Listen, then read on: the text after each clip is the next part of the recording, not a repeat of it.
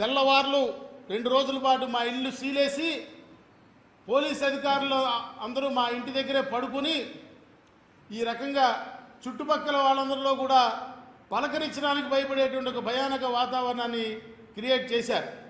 అసలు ఇదిగాక నా ఫోన్లని నేను గవర్నర్ని కలిసిన తర్వాత నా 2 మొబైల్ నెంబర్స్ ఆనాడు నేను ఉపయోగించే 2 మొబైల్ నెంబర్స్ని ఇంటెలిజెన్స్ డీజీ గారు ట్యాపింగ్ చేశాడు. నేను చేస్తున్న ఆరోపణ ఆధార సహితంగా చేస్తా ఉన్నా. నా ఫోన్ని ట్యాపింగ్ చేసి పిఎస్ఆర్ ఆంజనేయులు నన్ను బెదిరించాడు.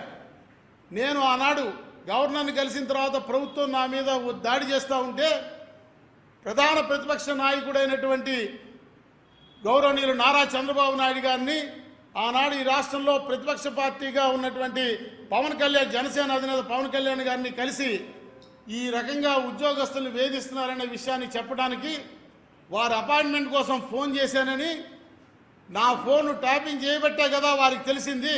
వెంటనే నా దగ్గరికి వచ్చి నన్ను పిలిపించి ఆ యేసుబాబు అనే అధికారి దగ్గర కూర్చోబట్టి, నువ్వు పవన్ కళ్యాణ్ని చంద్రబాబు నాయుడిని కలవడం మానుకోకపోతే నీవు చాలా ఇబ్బందులు పడతావని చెప్పాడు.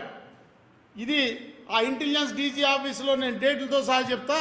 వారి సీసీ కెమెరా రికార్డింగ్లో నేను ఆఫీస్కి వెళ్ళిన ఉదంతం ఉంటుంది.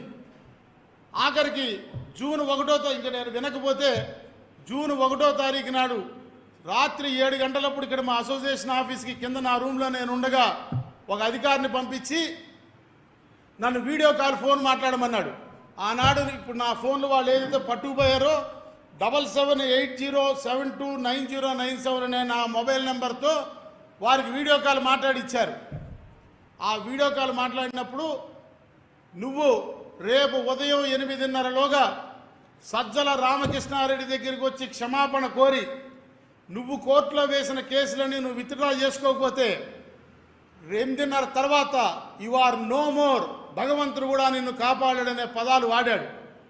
నేను వారిని అడిగా, ఆల్ ఇండియా సర్వీస్ అధికారిగా ఉంటూ ఇలాంటి పదాలు పదప్రయోగం చేస్తూ ఉన్నారు, నో మోర్ భగవంతుడు కూడా